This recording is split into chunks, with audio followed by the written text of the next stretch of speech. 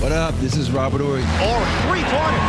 Buries it! You might know me as Big Shot Bob. To Ory for three. Oh, unbelievable. This guy is off the charts. What's going on, Big Shot Bob? Robert Ory from downtown. I do know you as Big Shot Bob. We've done this 202 times. It's the Big Shot Bob podcast. That's B-Dog, Brandon Harper. I'm Rob Jenners. Fresh off of H-Town, still covered in glitter, is I'm sorry. I know, seven-time NBA champion Robert Ory. Where were you this weekend? Because I had your schedule all backwards. I thought you were going to Houston. No, H-Town to Cali, like Robert Ory, But I had to do the Kansas Houston game. Oh, so that was a hard one to watch. I think Kansas had 20 turnovers. Ooh, It's a bad year. It's a bad year for Kansas. Think about it. They were ranked number one, and now they're not. They're unranked. And you watch these guys, and they play hard, but it just can't fucking score, man. They can't score. So I don't watch a ton of college basketball. Mm-hmm. Like if it's on, it's on. But I don't have any investment in it. You know what I mean? Not until we hit the tournament, and then I try to pretend what the hell I know what I'm doing, like everybody else. Right? And hadn't researched any team. I don't trust Duke this year. I know anything about that. You know what I mean? And just making shit up. Yeah. So. Yeah. My next game is Duke, North Carolina. So that's a good game. Doing radio has I've always liked college basketball, but now that I had to really be detailed and watch, it's opened my eyes. There's a lot of these kids out here that can hoop, man, and so it's fun to watch. Well, I mean, and let's be honest, to watch it. You kind of have to watch it. What's up? That Duke North Carolina rivalry, at least this year, It ain't no rivalry. Duke is light years better than North Carolina, and Hubie Davis needs to watch out because they may end up running him out of there. He just got an extension. He just got an extension? Yeah, they gave him a 2-year extension. Okay. Because, this year, that ain't it this year. Yeah. But, I think they're waiting because Bill has come in there with a whole NIL department. They hired a whole Belichick. On the football side. Yeah. Yeah, he's gonna change some things around over there. Did you hear they have Hard Knocks now? Yeah, I heard that. Hard Knocks this year, for the first time, will not follow an NFL team. Instead, they're going to follow Bill Belichick and the North Carolina Tar Heels for the first time in the history of that show. That is crazy. I'm stunned by that because North Carolina. Here's the thing. I think that obviously the story's just him, right? Because North Carolina is not good. They haven't been good. The ACC is not even that strong a division, and they're never even really in contention. They're a 500 team at best, I think. So why would you? And now, granted, that's what Hard Knocks does. They don't follow the good teams, but if you're going to do it for the first time ever, I guess you do it for Bill Belichick, right? Yeah, I don't know. I think you do. But North Carolina every now and then has that one really good standout player. And so it's going to be interesting to see what he can do. Because from what I hear is he's already generated like $20 million in NIL money. So and what he's trying to do is, and he said this before, he's trying to turn this into an NFL feeder system, an NFL feeder program. So if you're coming to play for North Carolina, we're only recruiting guys who we think can play on the next level. So North Carolina may end up going from basketball school to a football school. But isn't that kind of, to your point though, isn't that kind of what NIL has done across college football? Yes. It's made every school a bit of an NFL feeder program because now you're getting to see how these kids perform with big money deals in big situations, in conference championships and games that matter. And, I think that's kind of happened across college football. So now, not every kid that plays college football, as we all know, is going to go to the NFL. But what's the difference in playing for Kirby Smart or Mario Cristobal versus Bill Belichick? Why? Because he did it for 15, 16 years at a high level? There's a difference. Yeah, there's a difference because you're looking at a guy that's coming from the NFL to college. And every time I sit down in front of a parent or a top a recruit or a 5-star recruit and I'm trying to land, there are 6 rings that I can push in front of you. This is where your son is trying to get to. And I did it at the highest level for a long time. You know my name before I can walk in. And once Tom Brady left, I was dog shit. But let's not talk about that, right? Right, but check this out though. If Tom Brady was as good as everybody thought he was, why didn't he go in the first round? Tom Brady was a 6th-round pick. Oh, no, right. But that could be anybody from any program in any school. But who found him? Oh, you can't put that on Bill Belichick. Come on now. Was Bill Belichick not the coach? No, he was, but I don't think he was the only decision maker in the room. Like, oh, Bill found Tom. I think that Drew Bledsoe got hurt, and they were like, exactly. Oh, shit. All right, let's roll this Brady kid out and see if he's made anything. He was a 7th-round pick. We'll see if he's worth it. Deion Sanders said it best. He said, you are 1 ankle sprain away. Of course. Everybody is. Exactly. He made the best of his situation. Just look at what happened to Kyrie last night. Oh, man. All right, so let's start with that. I didn't even, as I hit send on this week's show sheet, I hit, send. And I went back over to Twitter, and Kyrie Irving out for the year, torn ACL. So it didn't make it on the sheet. Happens.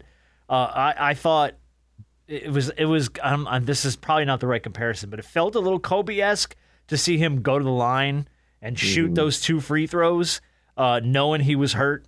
And then they got him off the court, and you find out he's out for the season, torn ACL. But he went to the line. He shot both those free throws. He made them both. Yep. I think he knew, and he's like, well, this is going to be my last shot in the NBA for a year or so. And it was, and I was watching the injury. I'm like, what? And then they showed it in slow-mo. I was like, he fucked that up. Yeah. I like, and it almost reminded me, what's the kid that played for the Clippers that went on to play with you talking about I know you're talking about doggone it. Sean Livingston. Sean Livingston, there it is. Yeah, it reminded me of that. I was like, oh my goodness. So but Sean Livingston tore everything. I know. That's what I thought had happened to Kyrie, and I looked at it. I was like, he blew his knee out. So but I just, think about Kyrie. He was turned into like a leader. He was having a good year. I just hope that he get a speedy recovery, man, because not just for him, just for the whole Mavericks organization from Nico on up, because right now they looking at that trade with Luka now like, you mother. So, yeah. well, they were already doing that. They were doing that before. But now Anthony Davis is hurt and Kyrie's out for the year, and all of a sudden it's like burn it down, which I will admit, and I think that this is true. I think as far as the team ownership goes, they're like, this is great. This is great. Go ahead, tank this joker. We'll get this thing in Vegas in a couple of seasons, and we'll be in good shape.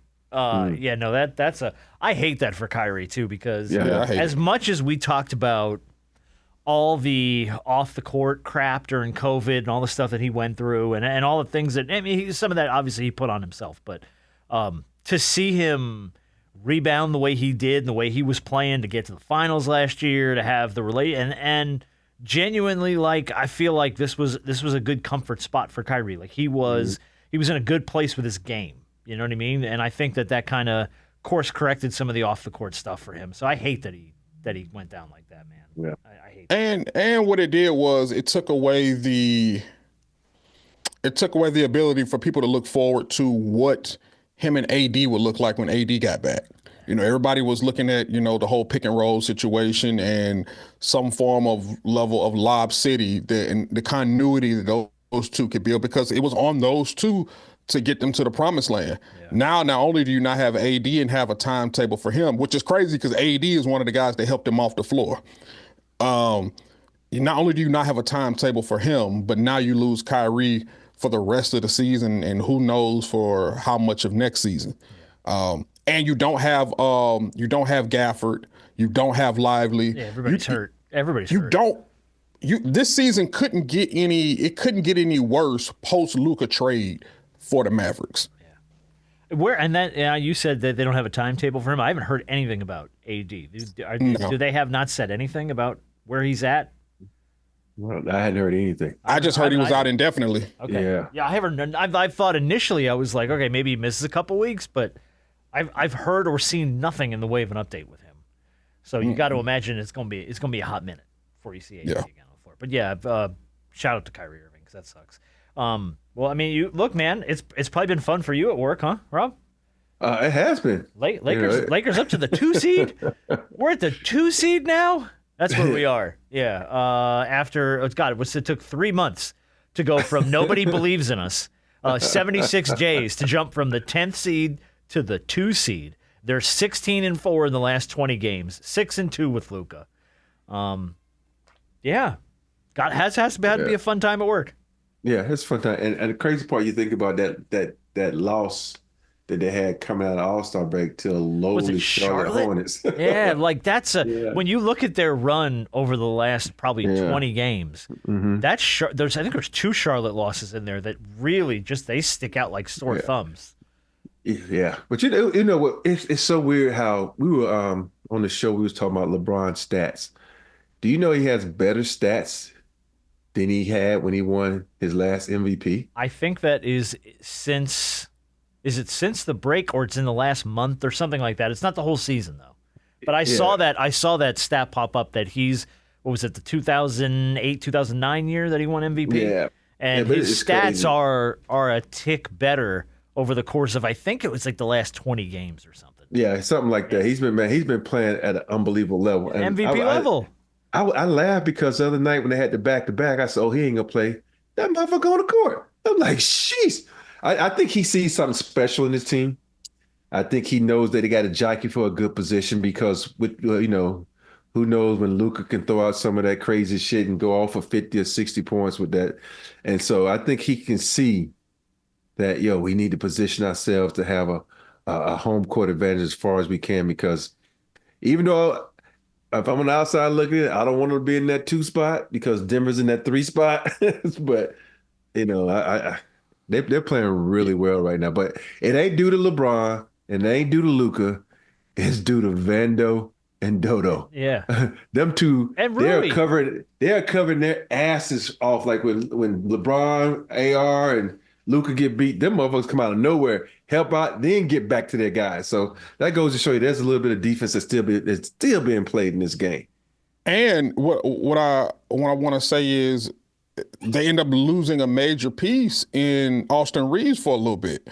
Hoping that you get him back soon, but I look at Austin Reeves as a major piece just because of his offensive presence and his ability to be another shot maker and shot creator out there. So, and the fact that they're still out there playing hard. Dalton Knecht had a really good game. I think his last game, he had like 19 or 20 points. Mm-hmm. So the fact that, like you said, you having Vando out there really playing good defense, which is once he got healthy, this is what you got him for. He's not an offensive type of player, but he is a great wing defender and can defend multiple positions. Yeah. And that's what he's really been doing. And so when you have a team like this who, in a sense, I kind of hate to say it, but there's a level of house money that they're playing with, because nobody would have ever believed. I didn't believe that the Lakers are going to be the 2 seed. Come on now.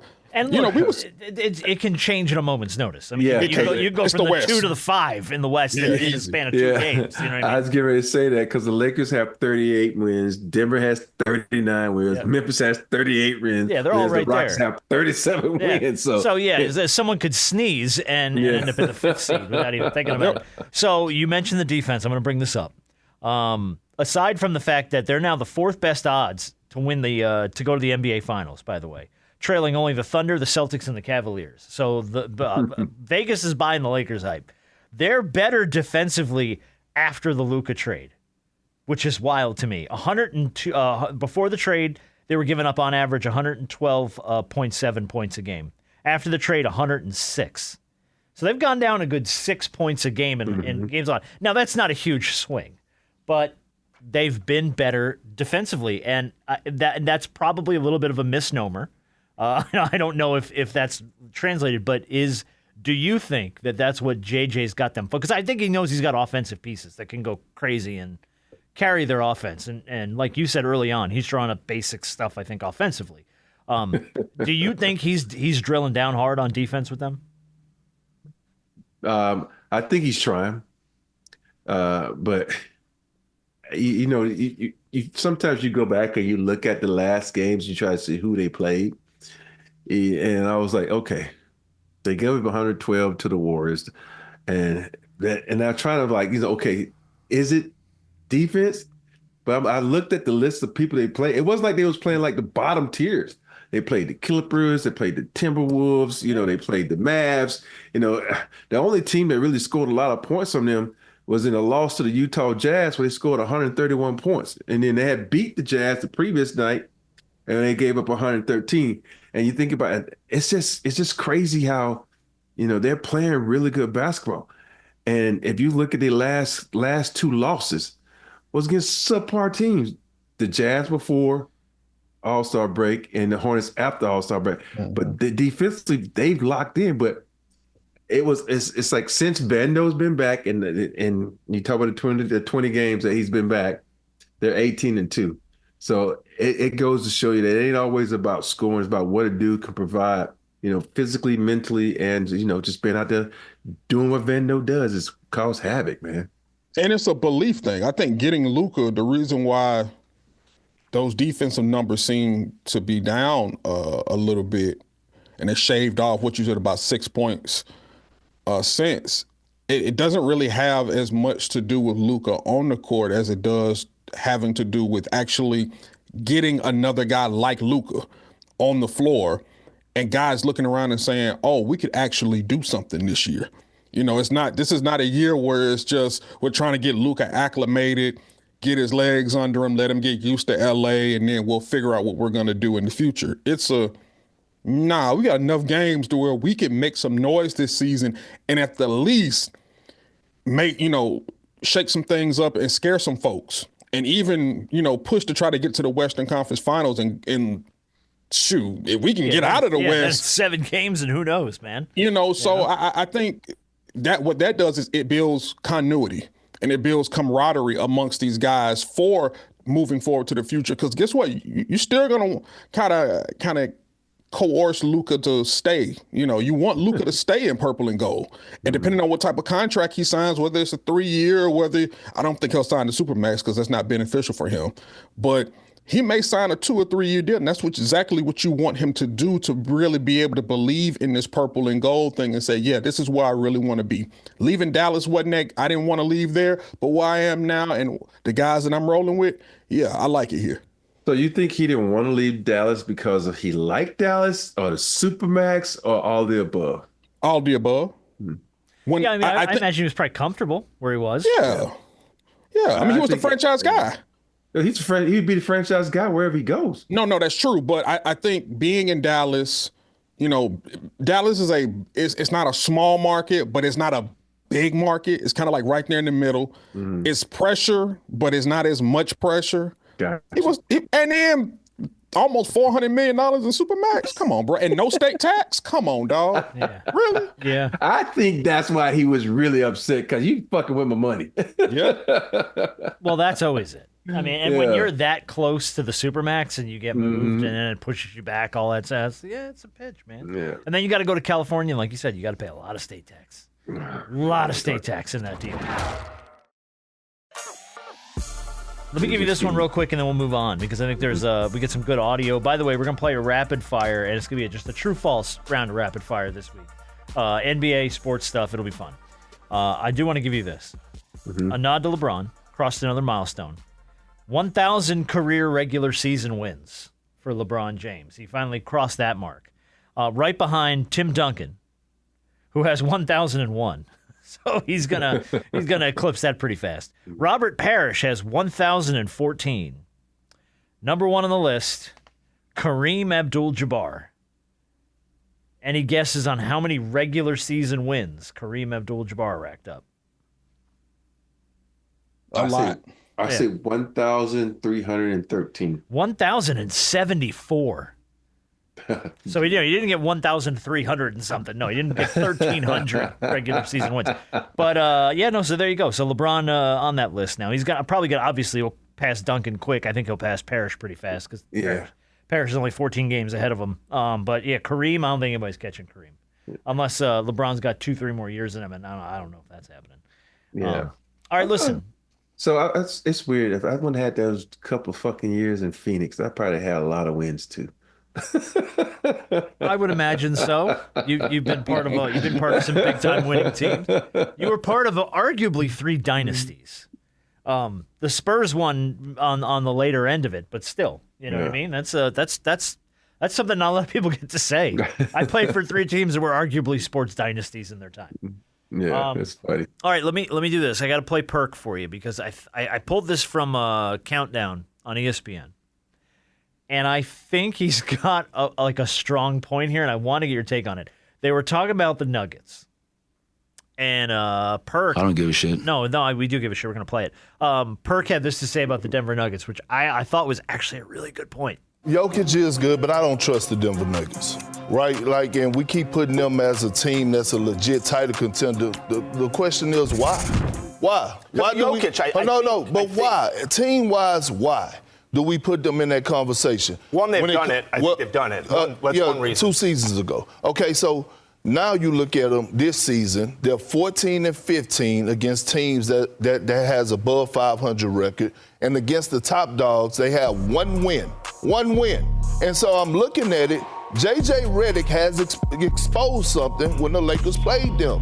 I believe that teams are going to double team Jokic, take away cutters, and the Denver Nuggets are going to have to knock down threes at a high level. I don't believe that they could do that. That is going to be the scouting report against them. I don't think the Denver Nuggets are a legit title contender. I don't think teams are afraid of them. Matter of fact, teams are ready to get their feet hot with the Denver Nuggets. So that was Perk's take on the Nuggets. How do we feel about that? I haven't watched a ton of Nuggets. I've seen a lot of clips and highlights and game recaps and stuff, but I haven't watched a lot of Denver Nuggets games. But you know the thing about that, you see one game, and then everybody says, "Oh, this is the playbook." This is not like they said in the NFL. The next thing you know, they try it too and it doesn't work. They happen with the triangle. Oh, the triangle's the best offense. Everybody tries it, but it doesn't work. And so I feel like the Lakers had something that was just one game. Now they've done it 2 or 3 games. I'm like, oh yeah, this is the blueprint. So it's gonna be interesting to see if other teams try this with the Joker. So we just gotta wait and see. That's one of those wait and see things. Yeah, just because it works. I mean, it worked one time for the Lakers, but that doesn't mean that the Nuggets can adjust. And that's the thing. That's the thing about film. You don't think the Nuggets after that loss watch film to see, what it is that frustrated Joker and see how they can kind of counter that? Of course they did. What's his name? Mike Malone is not stupid. Yeah. No, no. I don't give a shit. No, he does give a shit. He does. Championship coaches go back and watch things that have gone wrong, and they figure out, okay, how do we counter this? And that's exactly what they did. So using that game or whatever struggles the Nuggets are going through to say everything that Perk just said, I think it was low-key disrespectful to a degree, because it's like, wait a minute, dog. They may not be the favorite to win it all, but we're not going to sit up here and act like Joker and even Jamal Murray or some scrubs and like they have not done it before. No, of course they have, but I've heard and seen a lot less on the Nuggets this year than maybe any year in the last 5 or 6. No, that's true. You know what I mean? And also people forgetting that Nuggets game the Lakers they had 4 starters that scored 20-plus points. That helps. That'll do it. That'll get you there. So let me bring you the Phil Jackson theory, which, Rob, I'm sure you know. Phil believed that when we talk about title contenders with LA and Denver, Phil believed that NBA teams need to win 40 games before losing 20. That was Phil's, like, if you're going to be a title contender, you got to win 40 before you lose 20. And currently there's only 3 teams that would fit the eligibility for that this year. The Cavs, who are 49-10. The Thunder, who are 48-11, and the Celtics, who are 42-18. Nobody else fits that criteria. And since 1983, 90% of the teams who have won the title met the 40-20 Phil Jackson criteria. Now, that's a weirdo number. But when you're talking about teams like Denver and even the Lakers and all these other teams that are trying to make some noise, you got to take some of that into contention. I think when you look at what Perk said, Denver has not been that kind of team this year. Yeah, it's funny when you look at the list. I know I can think of 3 teams: Rockets, Heat, and the Knicks that got into the finals without having that. No, it's not an ironclad rule. Yeah, ironclad, but it's a good for it to be 90% of the time right. That's a decent benchmark. But if you think about it, that's not really saying much, because most teams that are going to win a championship, they come out the gate hot, they establish themselves, and you know they're good because of their record. So, I just think one of these things was like, okay, yeah, I know water is wet, or water is, no, if you say that, but that's to me one of those things like makes everybody think and really think about it. Like, no shit, Einstein, because everybody all the good teams start out hot and they have a good record, and this is why they're that record. So that I don't really. Okay. That I don't trust that one. I'll let Phil Jackson know. No shit, Einstein is your response. Well, wait a minute. That's just it makes perfect sense. That's part of why they call him the Zen Master. Because he's weird. You should know this. He had a lot of weird philosophies, but a lot of the guys that are playing for him, you may have heard of them: Michael Jordan, Kobe Bryant, Shaquille O'Neal, Scottie Pippen, Robert Horry. Mm-hmm. Some of these guys bought into what he was selling. When I saw when Mike was talking about Team USA, obviously Chuck Daly was the head coach. A lot of the stuff that Chuck Daly was telling some of the guys, Mike said he wasn't surprised. He pulled some of that stuff from Phil Jackson. My coach is Phil Jackson, so some of the stuff that Chuck Daly was doing, I was already accustomed to. Some of that weird stuff, he said it wasn't weird to me because I'm coached probably by the weirdest coach in NBA history, but the most successful. So, yeah, be like this sometimes. Yeah. It's just so weird when you get to successful coaches, they all pretty much do the same thing.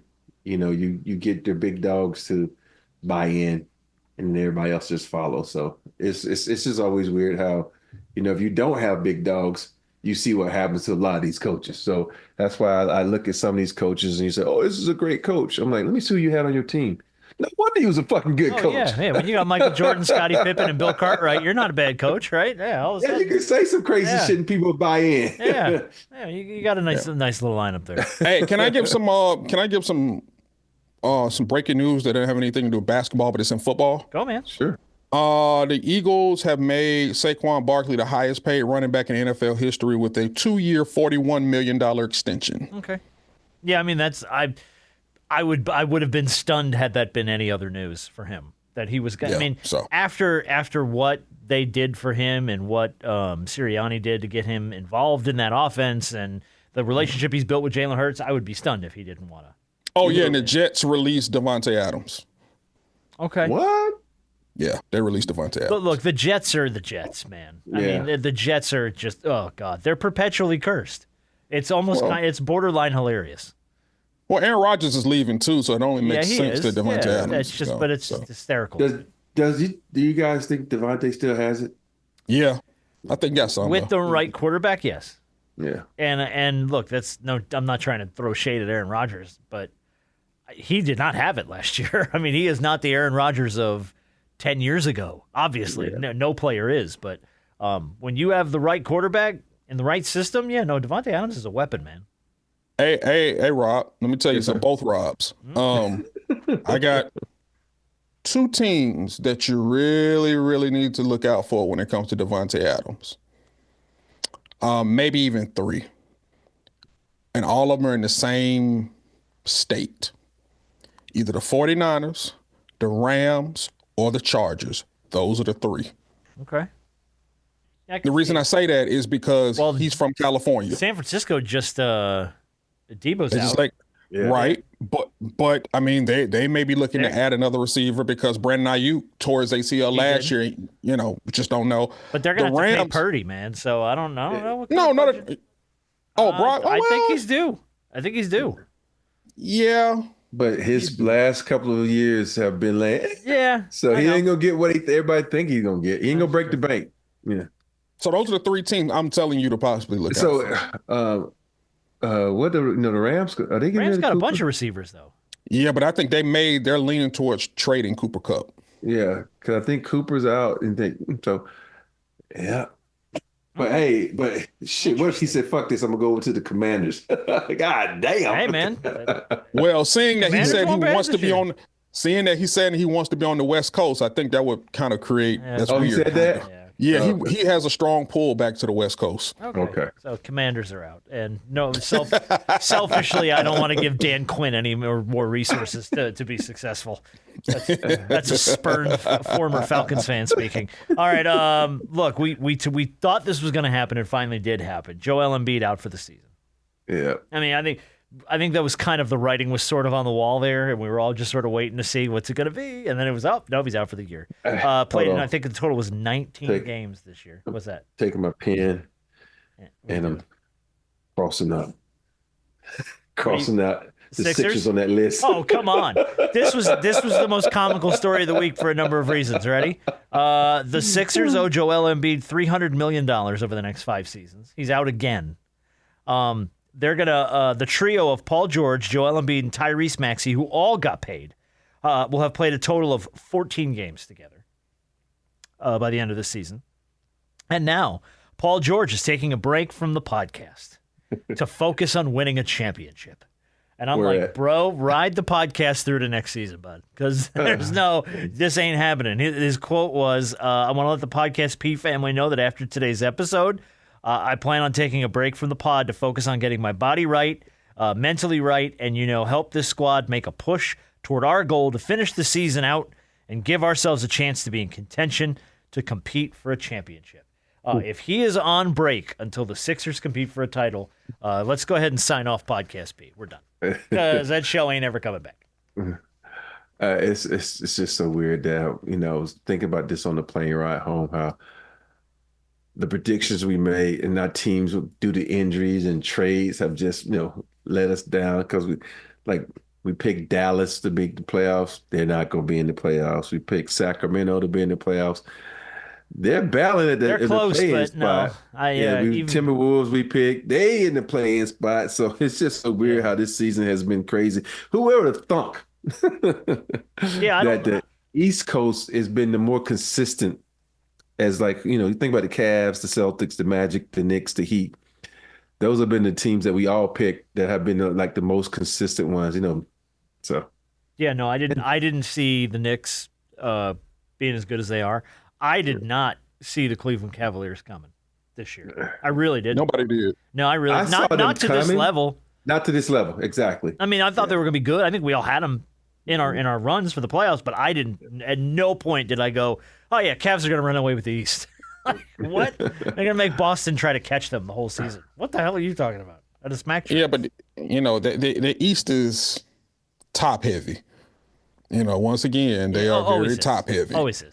Because if you really look at it, the top 10 seeds in the West are all over 500. Only the top 6 seeds in the East are 500. 7 through 10 are all under 500. Yeah, some teams going back into the playoffs with 36 wins in the East. I mean, what?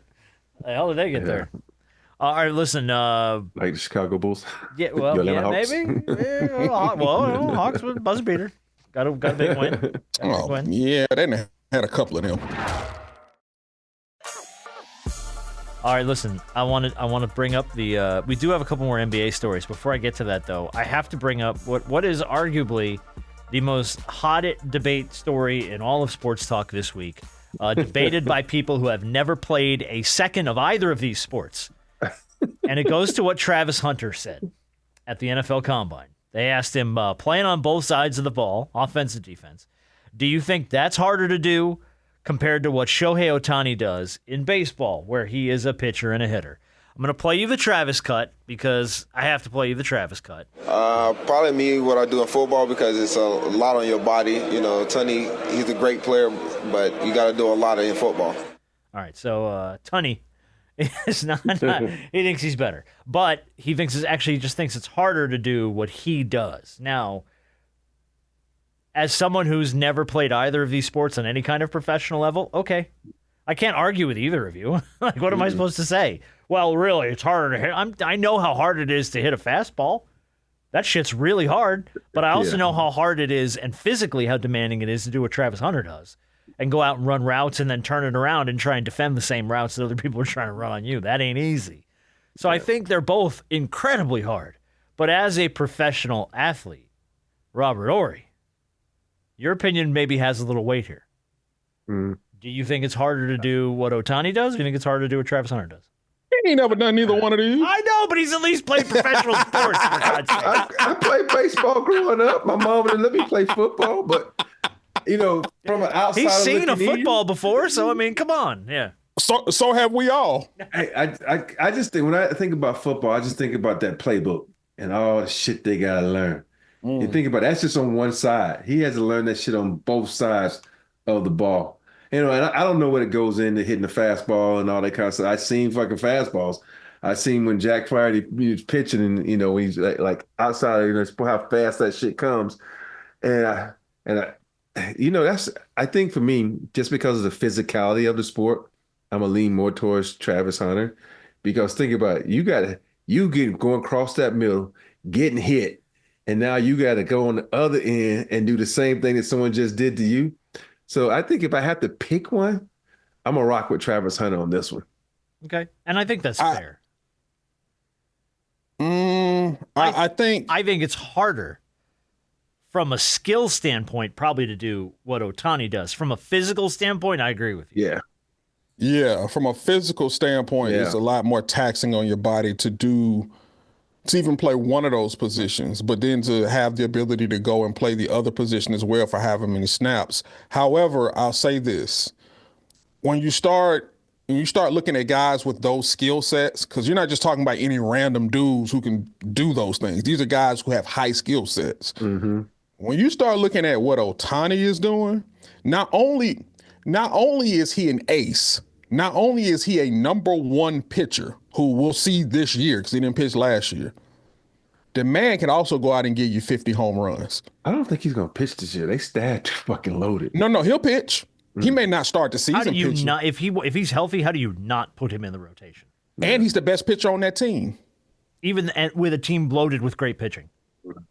So, my thing is, it is very difficult to do what Otani's doing because we've not seen that since Babe Ruth. I was just gonna say the last person that did it with any kind of success was Babe Ruth. What was that? No, what was the cat? The dude he played with the Astros and he went over to Colorado. He did it pretty successfully. He wasn't as good as Otani, but he pitched very well and he hit very well. I can't think of his name.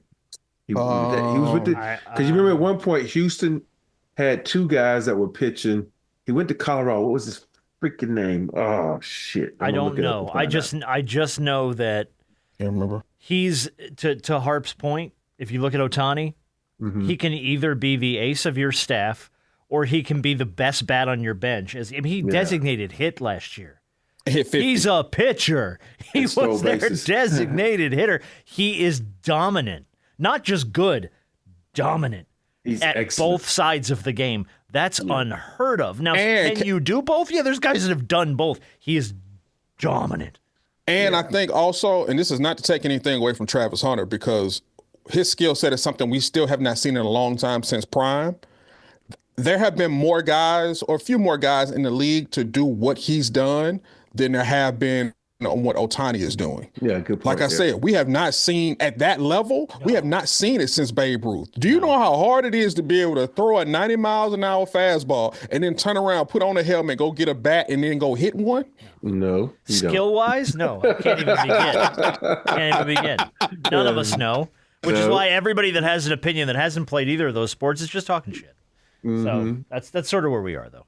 Because I want people who have never seen a fastball up live. Just go to a batting cage, put that shit on 95, and just stand next to it. But in this case, you know exactly where the ball's going. Yeah. But think about it, you got a pitcher up there that can put that bitch under your chin. Yeah. Throw inside. Yes. So I don't think people understand how fast that shit coming, man. Yeah. The two hardest things to do in sports, in my opinion, play quarterback and hit a baseball. The two hardest things to do in sports. No disrespect to anything else, because there are a lot of other tough things to do. But in my opinion, those are the two toughest things to do in sports. Rob's thinking on this. I thought y'all froze up for a second. No, Rob was simmering on it, so I want to see what he's going to come back with. That's one of the ones you save for next podcast. Yeah. So for me, I'm not doing research. For me, everything in sports is hitting hard. a hole in one. How hard is that? That's near impossible. Go down the list. Near impossible. But I will tell you, and this is from personal experience. I went to school with a kid named Jeff DePalma, who was a great kid, one of my best friends, but swore up and down when we were in high school. He was a great baseball player. That he's like, I could hit a professional fastball. Throw me a professional fastball, I could get around on it. Well, they took him out one day and they put a college pitcher up against him who played at Rutgers, and they let this kid throw 89, 90 miles an hour. And he was so far behind on that fastball. It was like the ball was in the mitt and he was just starting to come around on he was so far behind. And it's like, you could talk as much crap as you want, but until, like Rob said, until you see something coming at you 90 miles an hour, and your instinct is not to swing at it, it's to get the hell out of the way. Like every time it's coming at you, you just want to like lean back. And then the other side of that too is, and I never realized this till I went out there. You don't realize how far 60 feet 6 inches is to throw a baseball. The pitcher's mound is not close to home plate. On TV, it looks like it's this far away. You get on a baseball field and you're like, oh shit, this is like halfway. Man, you see me? I threw out a pitch one time for the Astros back when we won it in '94. I like, I used to play. This is gonna be easy. As I'm walking, I'm like, God damn, how far is to this mound? How far is this away? Is there is there footage of that? No. This is before. You lucky. Oh, you real lucky. He was fast to the no. He was like, no, there's nothing. Doesn't exist. Don't look. Don't call anybody. Don't say nothing. Yeah, it's some footage out there. Yeah, it's some footage. Okay. You got to see who we got to talk to get that footage. Google. To see it. Oh, Google. All right. Yeah. Well, sure. You're right about that. Yeah, that's right. Google. All right. Listen. Quick little few extra NBA stories. We're gonna do Big Shot of the Week. Then we're gonna play Rapid Fire. Jimmy Butler is getting sued in Miami, and I remember I saw the story and I was like, oh, somebody's mad at him in Miami. Probably the Heat. Somebody play. Oh no, it's his landlord. Apparently, he left the property damaged, changed the locks, denied the owner entry. This is all per Local 10 in Miami. In the suit, they allege that Butler stayed in the Miami home 2 months past when his lease expired, which was in August of 2024. The lease agreement stated that he would have to pay double the rent if he stayed past, which was $130,000 a month. And if he stayed past the agreed term without written permission. Additionally, he left $125,000 in damages to the home, including mold issues, damaged drywall, flooring, an unmaintained pool, and a malfunctioning HVAC system. So this guy's suing Jimmy Butler in Miami, and I'm just like, dude, like, how do you allow that to happen to a place you live? I guess because you don't care. It's not your house. You just let a place go to total disrepair like that? Hey, he was suspended so much he probably wasn't there. I might have been it too. Yeah, he might have just been like, whatever, screw it. But for me, I'm like, dude, you gotta. That speaks to someone's character, though. Like, man, you can't allow that stuff to happen. Do right by people. Yeah, do right by people. Shout out to Shea Gilgeous-Alexander, who is doing it all this season. I just wanted to throw him a couple little notes here because he currently leads the NBA in the most 20-point games, 30-point games, 40-point games, and 50-point games this season. He leads all of those categories, and I don't think we talk about him enough. So yeah, he's ball. He's clear-cut MVP this year, unless he gets hurt. And that's what I was going to ask: is barring injury, is there anybody that really has a case against him? I'm sure there are, but I mean, off the top of my head, yeah, maybe LeBron. LeBron and Joker. That's it. Nobody else. No. And even Jokic. Yeah. I don't know. And the only reason I put LeBron up there because he's fucking 40. And that's what people feel. They just looking at the numbers, but he's doing this shit. Well, he's 40. Up on the list. He's like a 3 or 4 in the MVP ladder right now. So he's in the conversation. I know a lot of people throw the Greek Freak in front of LeBron, but I just think because of LeBron's 40, he gets the extra 20 points from me. He gets the sympathy. Yeah. It's Yeah, I don't know. I mean, I don't think so. I think it's pretty clear cut right now. If this trajectory continues for them. Yeah.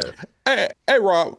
Since we're on the specific guys being MVP, this whole face of the league type of thing. Give me your guys who are legit faces of the league now and for the next 5 to 10 years. Like legit, not just. I mean, they fit the criteria of what you would want as a face of the league. Greek Freak, Shea Gilgeous, LeBron. Oh, take the old man out. But still, though, but you think about, when you got to keep him in there just because he's still playing at a high. He is. But I was just talking about like for future type of stuff. For future, okay, let's take Steph and LeBron out. They've been faces of the league already for years. Yeah. Shea, Tatum, who they don't want for some odd reason, don't want to put him in there. He don't say nothing. He's quiet. Yeah, he's too quiet. He don't say nothing. But here's the thing, that's like, you want Ant-Man to say some crazy shit? Oh, we're going to talk about Ant-Man is closer. Ant-Man is closer. Or do you want Crazy Boy to pull out his guns in Memphis? We ain't got to go that far. Yeah, but I'm just saying that. Jesus. Yeah, but I'm just saying that. But I say he's crazy, and I mean that in a good bad way, because like you jeopardizing your future by doing silly shit like that. Yeah, no, yeah, you're right. But and you're crazy for doing it. That's what I mean. I don't call him crazy like he's like mentally unstable. But and you think about and I'm about to say something that's going to be controversial. I think a lot of times we don't want to make the face of the league someone that doesn't speak good English. Because I think that's totally fair. Yeah, and because I think about when Dream was playing, they didn't use Dream because he was quiet. He had this strong accent. I think sometimes we don't do that because we're like, oh, this is America. We want these people to be the face because it's an American sport and all this kind of stuff. So you look around the league, you got a lot of guys, like Wemby's going to be the face of the league. Oh, yeah. And the crazy part is everybody you're going to name right now aren't American.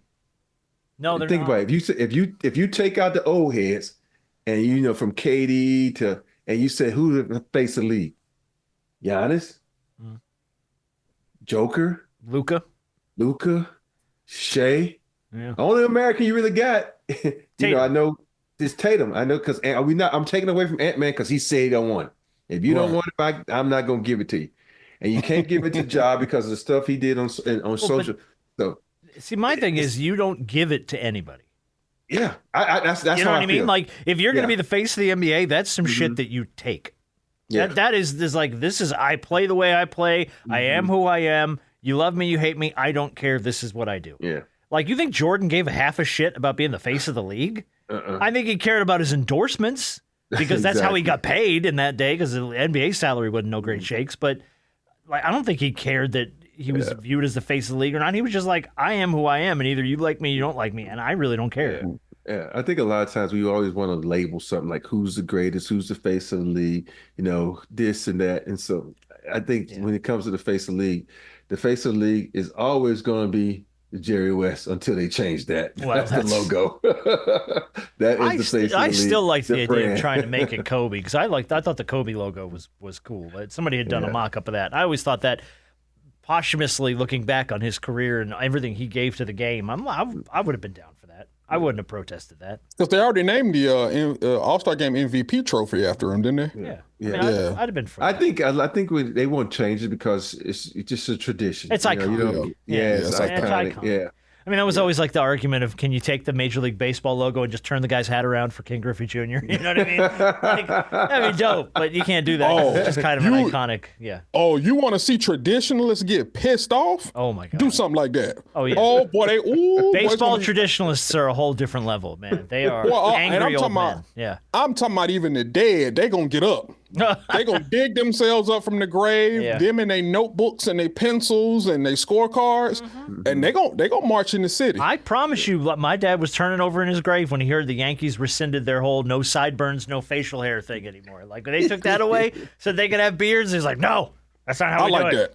No, I like the Yankees rescinding that because. Oh, I think so too. It's dated, but it just goes to show you it's a dated baseball thing. The traditional Yankees fans are like, hate it. Man, shave your face.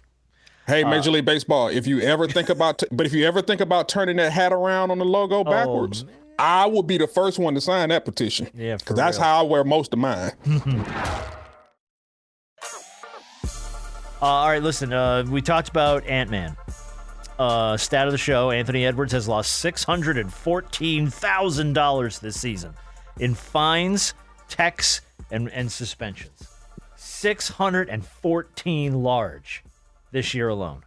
So, when you go face of the league, I don't know, man. I don't know if that's the guy that really best represents the game when he's getting bounced as much as he is. For the record, Draymond has officially hit 11 techs, so I'm officially out on my 10 tech bet. That's over, but I'm proud of the fact that it made it to March. I don't know why you took that. I don't know either. I was ready to bail on it by Christmas because he was at like 6 or 7. I was like, that's it. But hey, man, I carried that 10 into March. I'll take it. Yeah, Ant is. I love Ant not only because he's from Atlanta. He is Atlanta to the heart. Dude, he's hot. So he's got a hot head, man. He gotta calm it down. I love the fire in his game, but I think some of that just, I don't know, man. Rob, where are you on him as far as the attitudes and stuff he plays with? I liked Ant-Man last year because I think that, he was a guy who did a little bit of everything. I think he has succumbed to the NBA, meaning he shoots more threes than anybody. You think about this time last year, he's probably had about 18 awesome dunks on people. Have we even seen one this year? Think about it. Yeah, he dunked on Chet this year. He dunked on Chet. Right, but not at the. I know Rob said not at the clip that we saw him last year, where it was like every other game there was like a poster online. And I said that because he's settling for jump shots now. He's not being the Ant-Man that was getting to the line, getting 28 points. Everybody's like, okay, he's scoring more. Yeah, because he's shooting more. And because Cat's not there, so he's got 10 extra shots. So I just liked Ant-Man last year because Ant-Man last year talked a lot of shit. He backed it up. He put fear in a lot of people's eye. Like, I don't think anybody fears him this year because he's turned into a jump shooter. I also think they know that much like Draymond Green, if you push him hard enough, you could probably get him teed up or maybe bounced from the game if you push his buttons hard enough. Shout out to arguably one of, if not the greatest WNBA player of all time who retired this week, Diana Taurasi, stepping down. She retires as a 3-time WNBA champion, 2-time Finals MVP, 2009 League MVP, 11-time All-Star, 5-time scoring champ, 2004 Rookie of the Year, and 14-time All-WNBA. Holy shit. What a career for Diana Taurasi. That's incredible. Man, that's incredible. When she came out at UConn, and you saw her, the way she played at UConn, you knew she was going to be a dominant force. This woman can flat out play. That is incredible. And it's so weird how, her last run song was, the Olympics. So it was, but yeah, very happy for her. And what a career, though. Holy crap. Yeah, wow. Many people look at her to have when you talk about a perfect career in both college and the pros. Pretty close, man. Pretty perfect. Yeah, that's about as good as you're going to get. Yeah, salute to Diana Taurasi. Yeah, big time. All right, big shot of the week, and let's get to the game. Big shot of the week is going to go to Manuel Angelim Dino, 105 years old, and his wife Maria de Souza Dino, 101 years old. Here's why. They broke the Guinness World Record for the longest marriage of a living couple this week. They met in Brazil in 1936, got married in 1940. They've been happily married for 84 years and 85 days. Wow. That is nuts. So big shot of the week for living. By the way, both of them living over 100 years old. Whatever you're doing, pass that secret on. But exactly. I think they're just too old to argue at this point. 84 years and 85 days they've been married. Yeah, they got two big secrets: how to stay married that long, how to live that long, and more importantly, how to do it in fucking Brazil. Good point. Good point. That's a good point. You got a very good point. All right, let's do this week's game. It is a true-false edition of Rapid Fire. So I'm going to give you guys 60 seconds. They're all true-false questions. Sports, a lot of NBA in here, but mostly just general sports.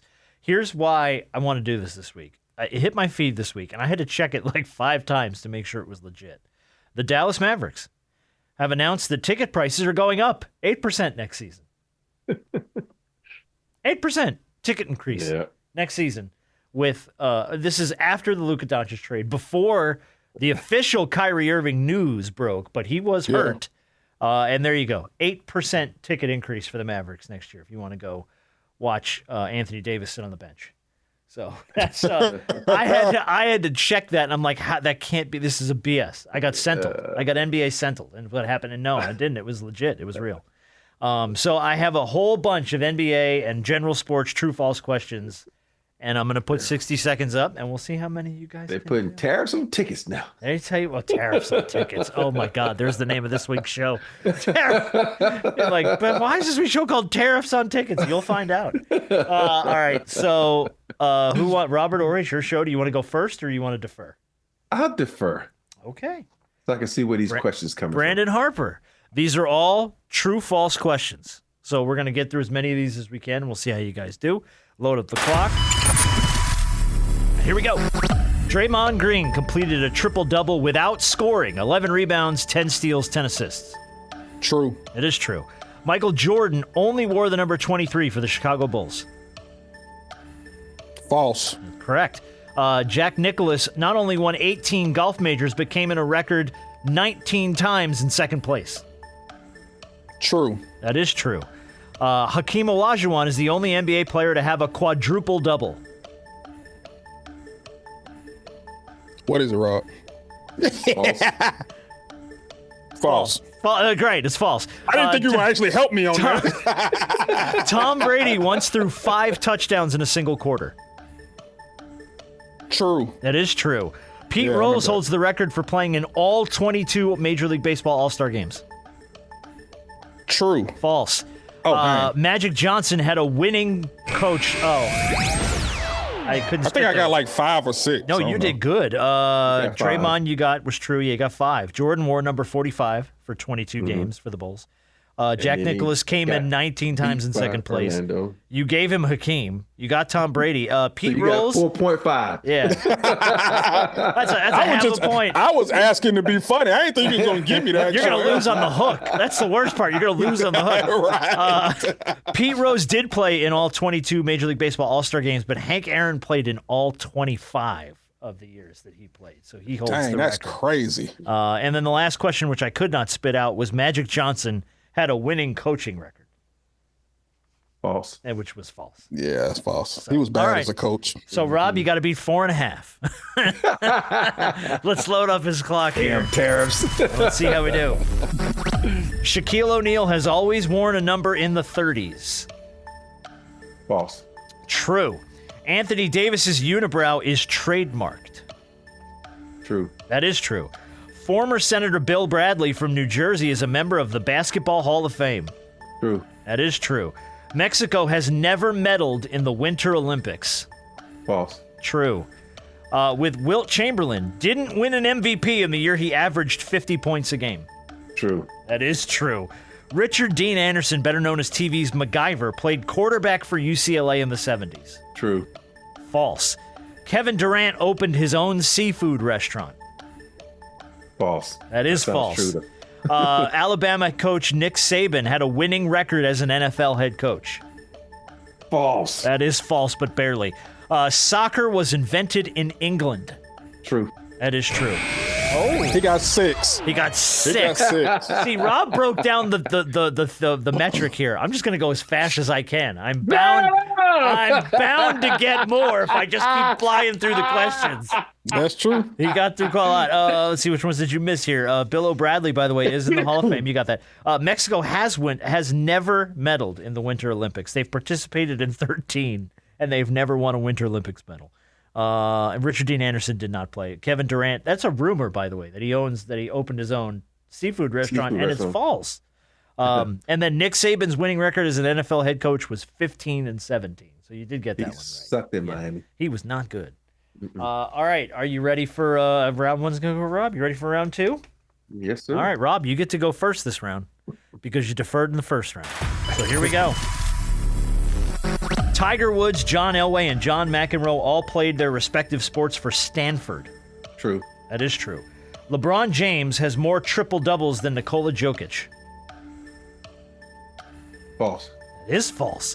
William the Refrigerator Perry has more Super Bowl touchdowns than Walter Payton. False. That's true. Tim Duncan holds the record for the most playoff games played. False. That's LeBron. LeBron, speaking of which, has won more rings than Larry Bird. False. That is false. The 1972 Dolphins are the only team to go undefeated in the regular season. False. That is false. John Stockton holds the record for the most seasons where he played all 82 games. True. That is true. The Buffalo Bills lost 4 straight Super Bowls. True. True. Moses Malone holds the record for the most offensive rebounds in a season. True. That is true. Oh, good job. He got 8. He got 8. I was going to go back and count. Which ones did you miss? He got 8.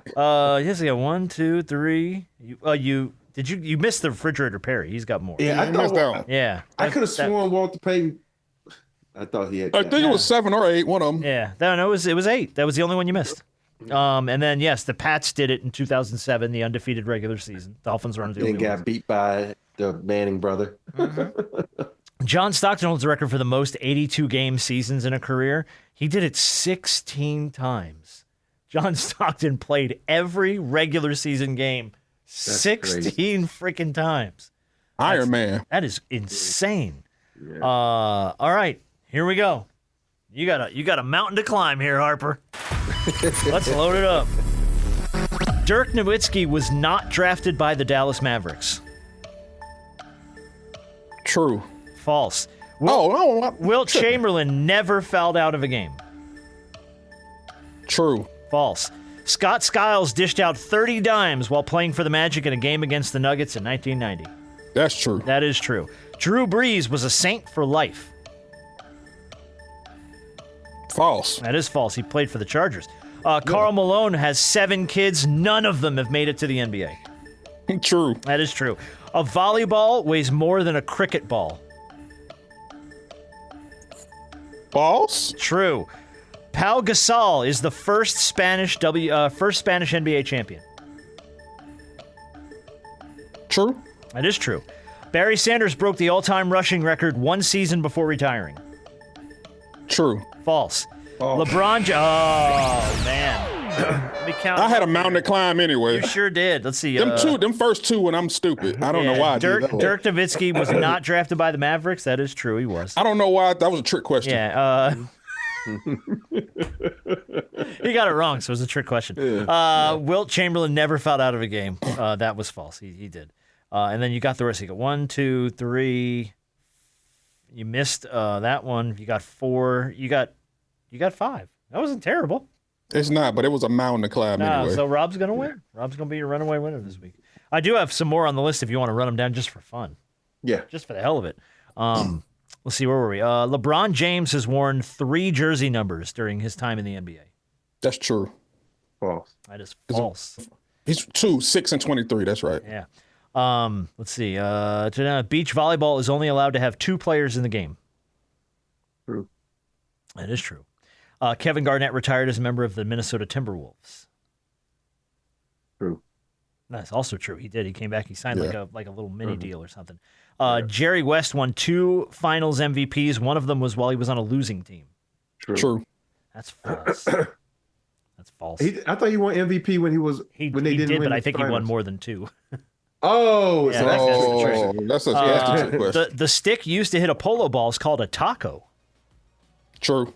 That is true. You knew that way too fast. Yeah. That's white people shit. What's it called? What's the stick called again? A taco. It's called a taco. I didn't know that. I didn't know that. So your stick is in the taco, huh? Oh my god! Oh my! Your stick is in the taco. Also a rival for the show title, but it would be way too graphic to put out together.